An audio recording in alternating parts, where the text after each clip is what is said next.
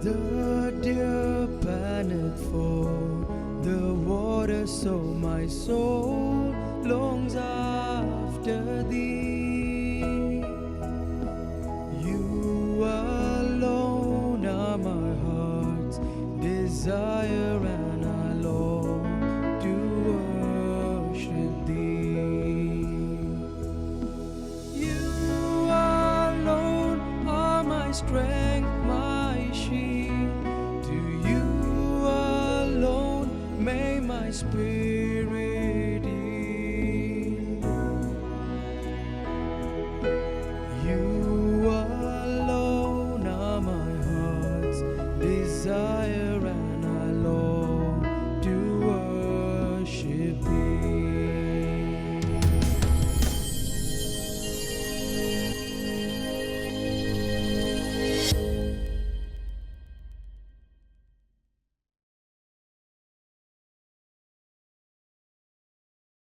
Dear friends, okay, in the last session we were discussing about the great contribution of Prophet Elijah. He was able to bring back the people of Israel to true God, Yahweh. But at the same time, he had to face very strong opposition from the king and the queen, especially the queen. Since the prophets of Baal and Asherah were killed by Elijah and the people, Jezebel, the wife of Ahab, was trying her best to capture him and kill him. And hence we see he had to take care. And not only that, she makes an oath saying, within 24 hours, I will make his life also like one of the prophets who were killed. And that is a story that we will find there. And before concluding, okay, we find there is one more topic or one more episode that is to be seen in chapter 18.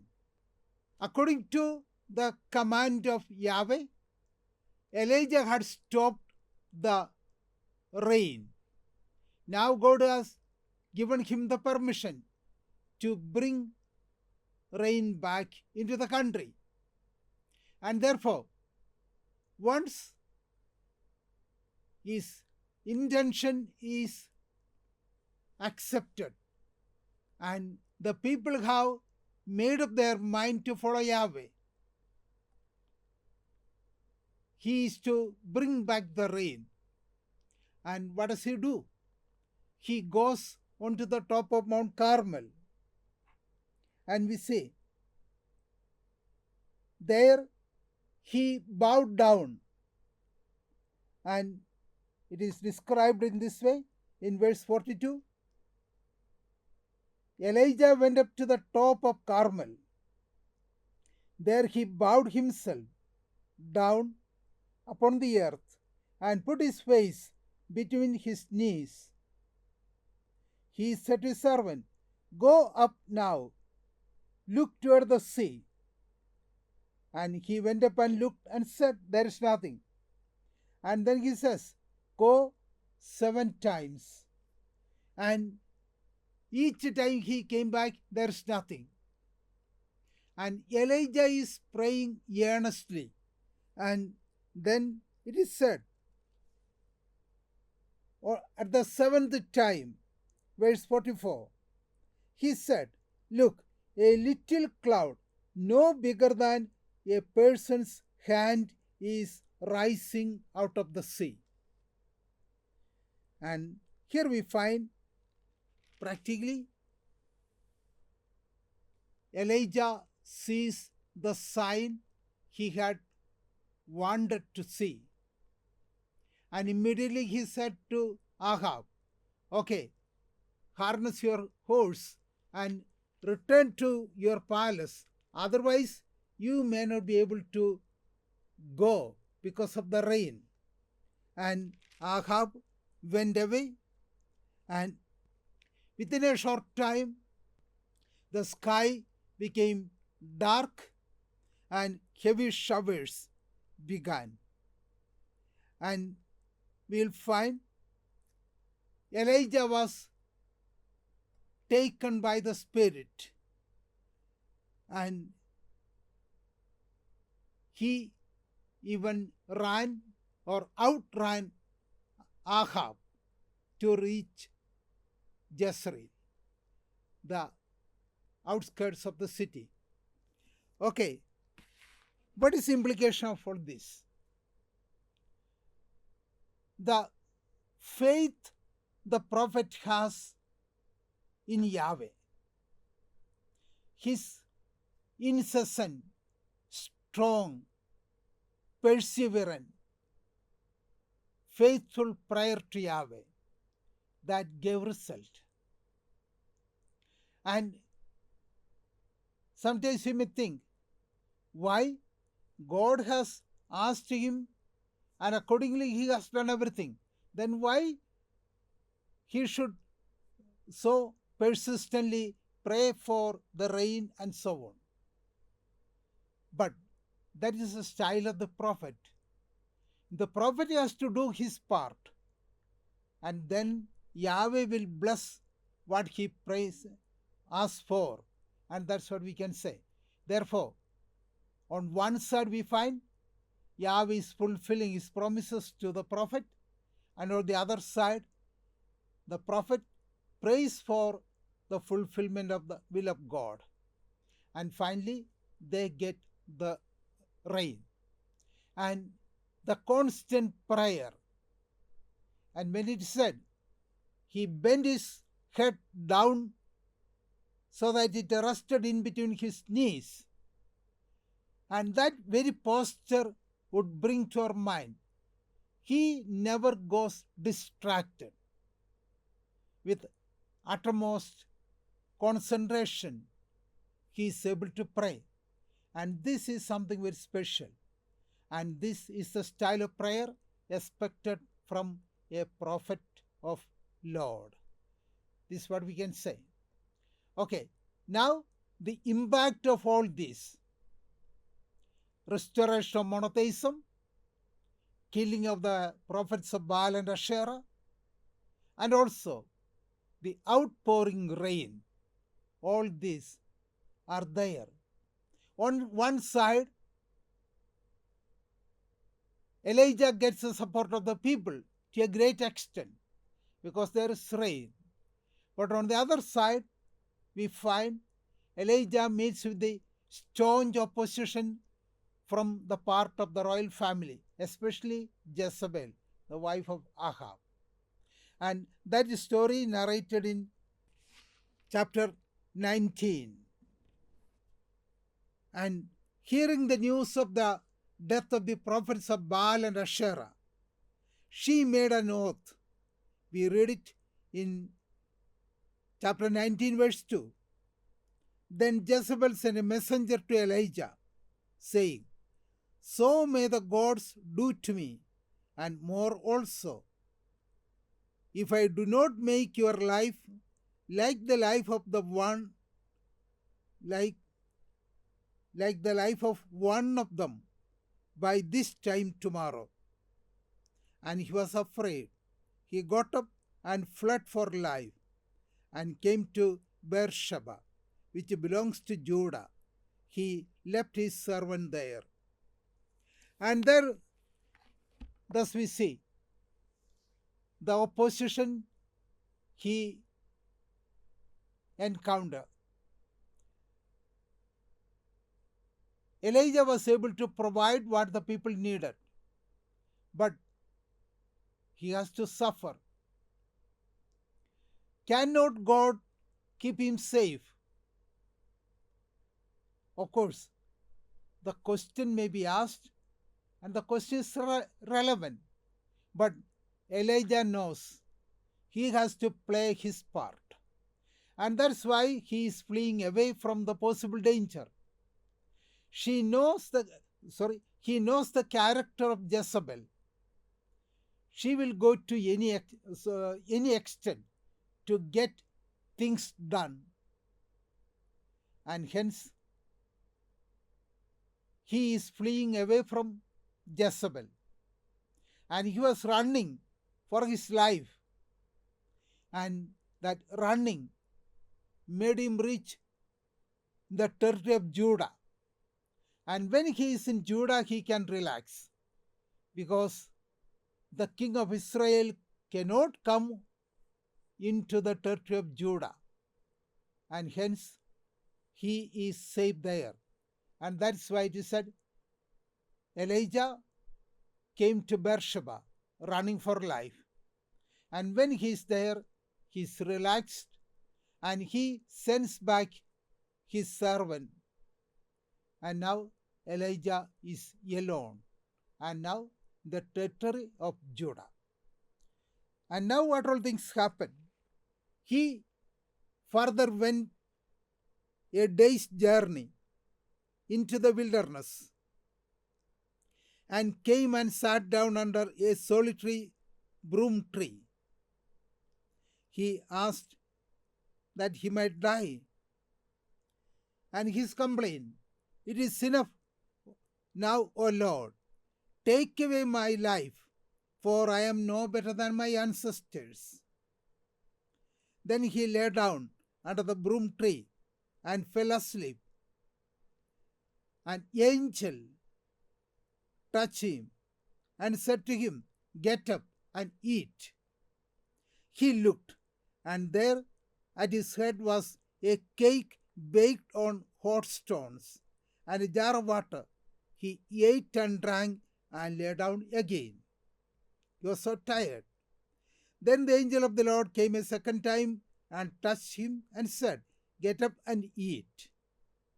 Otherwise the journey will be too much for you." He got up and ate and drank. Then he went in the strength of that food 40 days and 40 nights to Horeb, the mount of God. At that place he came to a cave and spent the night there. And of course it is narrated here, miraculous feeding in a way. The angel brought water and bread. He ate and drank the water. And twice he did it, and with the strength of this bread and water, he was able to travel for 40 days and nights continuously, it is to be understood. And finally he reached the mountain of the Lord, Mount Horeb. And finally we can see he is there relaxing, but it is not real relaxation. He is totally afraid and he is frustrated. And his frustration is already expressed. "It is enough for me, O Lord. I am no better than my ancestors.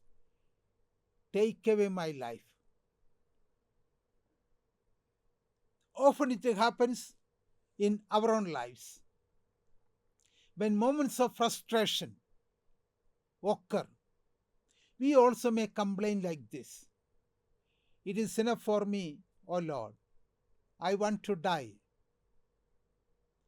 We find many times in the Bible instances supporting this kind of thought.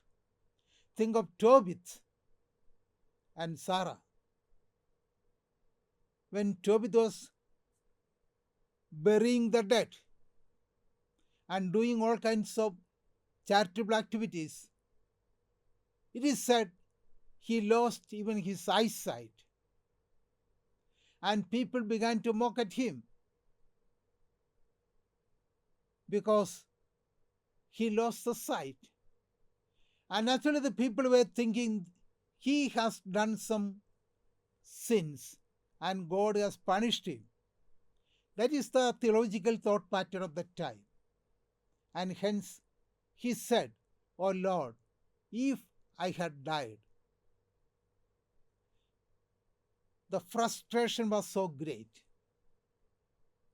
And sometimes we find with regard to other prophets too, they would say, "Had I died." When somebody finds it too difficult to carry the burden, these kind of expressions may come. Of course, we are familiar with the solution Jesus has provided or Jesus has promised. Those who are overburdened, let them come to me and I will reduce their burden.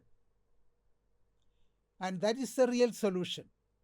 Hand over our burdens to the Lord and Lord will take care of us. Therefore, this is what is more important, we can say. Anyhow, in the case of Elijah, he finds such devastating despair and he does not know what to do. And on one side, he is afraid of his life, and on the other, he does not know what to do, how to proceed. Anyhow, he is there now available to the Lord, and he is hiding in a cave because earlier he was courageous that nobody would come, but even that courage has now fled away from him, it would seem. Okay, this is the way how the things develop for Elijah. And when he is on Mount Horeb, the mountain of the Lord, he gets a very great experience of the Lord. And that is really what is called a theophany experience. And what happens here? Elijah is hiding in the cave. The Lord appears to him and asks him, "Elijah, what are you doing here?"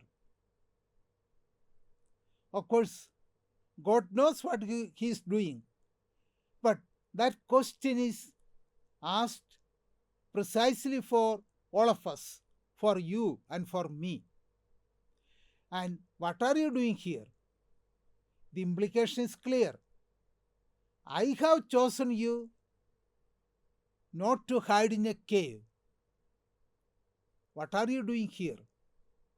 I chose you to go to the people, proclaim the message of God. But instead, you are hiding here, just like a coward. And therefore, the question has got various levels of meaning. He is not supposed to be one who is hiding like this. He was called to be a prophet of the Lord, and hence he should have that courage which is due for the prophet. Anyhow, we say, God comes to him and asks the question, and immediately see the reaction of Elijah. He is bringing out all his complaints. Okay, if he sort out all his complaints, it can be reduced into three. One, he says, all the people have gone after Baal and Asherah. Only I am left, and now they want to kill me. The religious seal of Elijah is clear. Everybody has gone after other gods. Only he is left. He feels the sadness within at this instance. And the second complaint, or second major complaint, he puts forward is this: Ahab and Jezebel, they want to kill me. And I am sure they will kill me if I go into the country again? And a third complaint also he put before the Lord. I am really fed up with this prophetic job. Okay, that implies so many other questions too. For whom should I suffer all this? What is the advantage of all this? I am to flee away. I am to um, declare your word and your will first of all. And when I do it, then I am to suffer the consequence. I have come here running for my life. But then why? Why don't you keep me safe? That is the implication of the question. And therefore he says, it is better for me to die rather than living like this. If he is to live, he will be always haunted by Jezebel.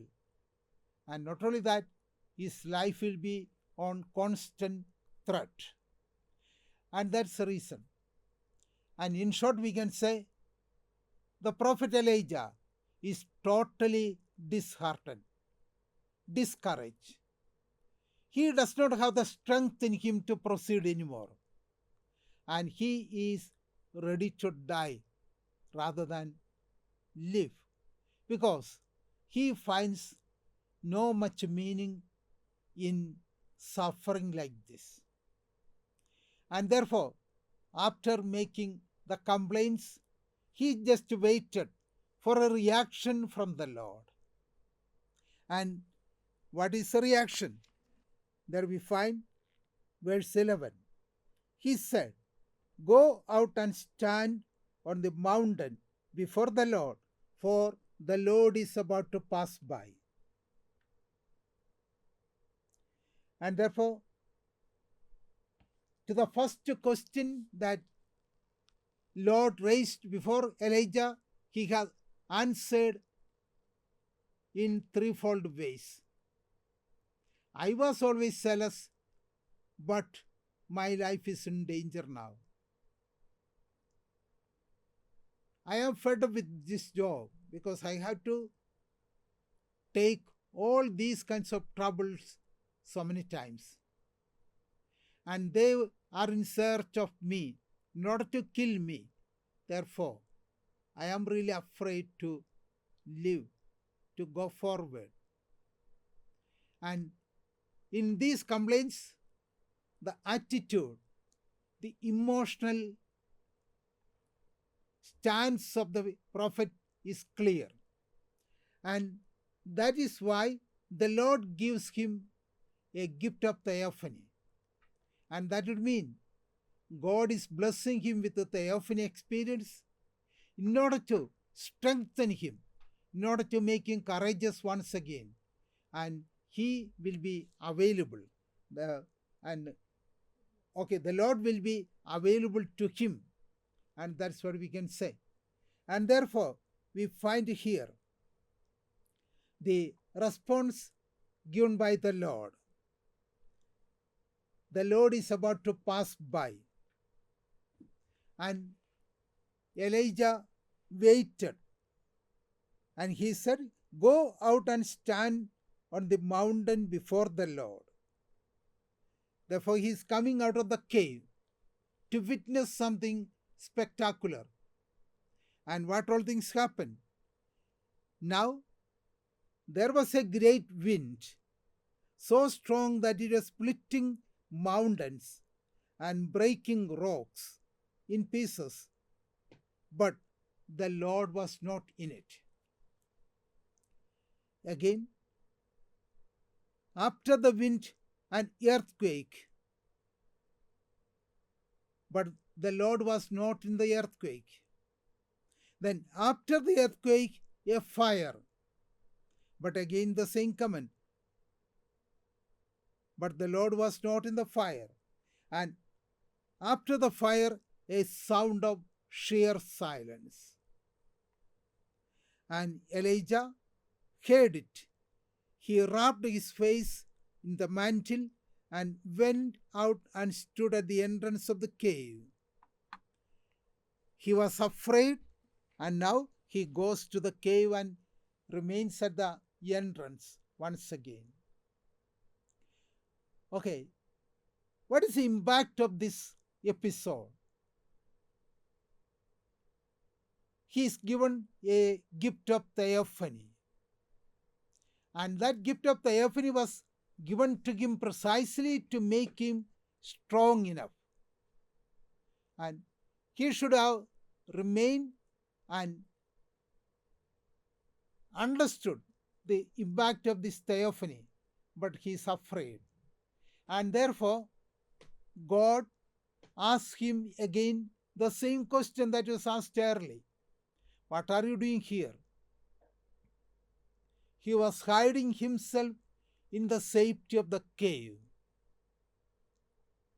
And that's the reason why God is asking him. Okay, first of all, let us analyze this concept of Theophany. What all things came to be here? There was a big or strong whirlwind breaking rocks and so on. And secondly, there was a great earthquake, then a fire. And in all this, it is said the Lord was not in it. And what is the meaning of that? The people of Canaan, the Canaanites, they were always interested in seeing extraordinary natural phenomena. And since they were practically worshipping different gods, whenever something extraordinary occurs, they thought it is the appearance of their God. And therefore, when there is a great sound and whirlwind breaking everything, it does not happen often, and they think it is the appearance of their God. And again, the great earthquake, something very exceptional. Then the great fire. Sometimes you find the smoke coming up as a cloud and so on. And in all these instances, here it is said the God was not in it. And what is the meaning of that? For the Canaanites, these natural phenomena were considered to be ways and means of God's Theophany experience. God appears to them in these natural phenomena. Extraordinary natural phenomena implies God's presence in and through them. But this concept of the Canaanites is being questioned here by the Deuteronomistic author. And what is the impact? And here we see, after all, these natural phenomena are to be considered as natural phenomena. It is not God who appears there, and that they should think. And that is the reason why it is said the God was not in it. And then what is to be said about it? And here it is said, these natural phenomena should not be taken as the ways and means for God's Theophany. That was the way the Canaanites believed. But it should not be so with the Israelites.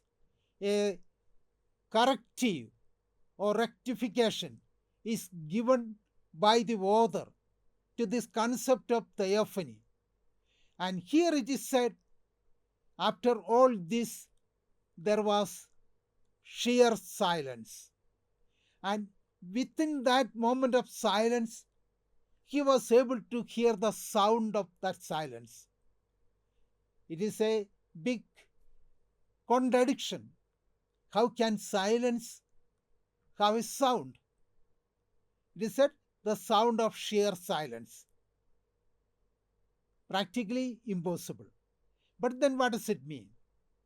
Okay, we are familiar with the concept of saying pin drop silence. If a pin falls down on the ground, we never hear it usually say.